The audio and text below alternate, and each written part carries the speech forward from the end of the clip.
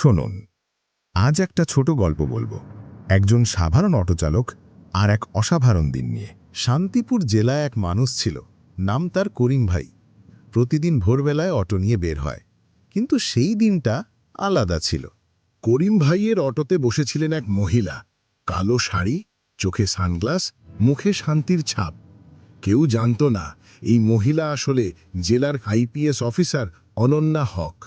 অনন্যা ছুটি নিয়ে বাড়ি ফিরছিলেন, ছোট বোনের বিয়েতে যাবেন, কিন্তু জানতেন না আজ তার সামনে আসতে চলেছে এক অন্যায়। রাস্তা দিয়ে অটো চলছে, করিম ভাই হঠাৎ বললেন, আপা, এই রাস্তা দিয়ে যাই না, ইন্সপেক্টর রতন শিকদার আছেন, কারণ ছাড়াই টাকা নেয়, ভয় দেখায়। আজ জানি না আমার কপালে কি আছে।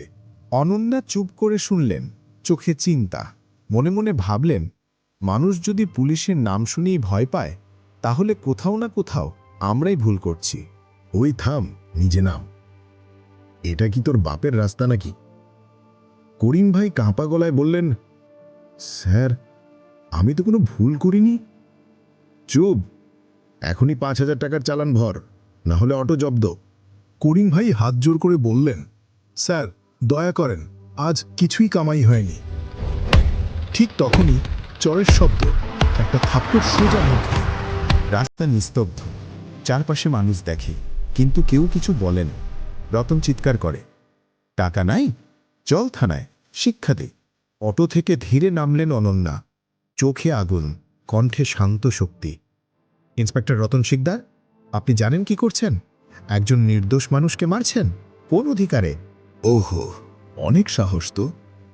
চলুন, দুজনকেই থানায় নিয়ে যাই। আর সেটাই করল সে। থানার ভেতরে রতন হাসতে হাসতে ফোনে বলে, হ্যাঁ ভাই, টাকা রেডি রাখো, বাকি আমি দেখে নিচ্ছি। ঠিক তখনই একটা শান্ত কণ্ঠ শোনা গেল, রতন শিকদার, তোমার এই হাসিটাই শেষ হাসি। রতন তাকিয়ে দেখে অনন্যা ধীরে সানগ্লাস খুলে ফেললেন। রতনের চোখ বড় হয়ে যায়। মা, আইপিএস অনন্যা হক। বাইরে গাড়ির শব্দ, ডিএম আশফাক রহমান আর ইন্সপেক্টর কবির ঢুকে আসলেন। রতনের মুখ ফ্যাকাশে হয়ে গেল। ইন্সপেক্টর রতন শিকদার, দুর্নীতির অভিযোগে আপনাকে গ্রেপ্তার করা হলো। থানায় পিন পড়ার মতন নীরবতা। করিম ভাই চুপচাপ দাঁড়িয়ে, চোখে পানি, বললেন, ম্যাডাম, আল্লাহ আপনাকে ভালো রাখুক। অনন্যা হালকা হাসলেন। আপনি ভালো থাকুন করিম ভাই, সত্যের পথে চললে ঈশ্বর কখনো একা রাখেন না।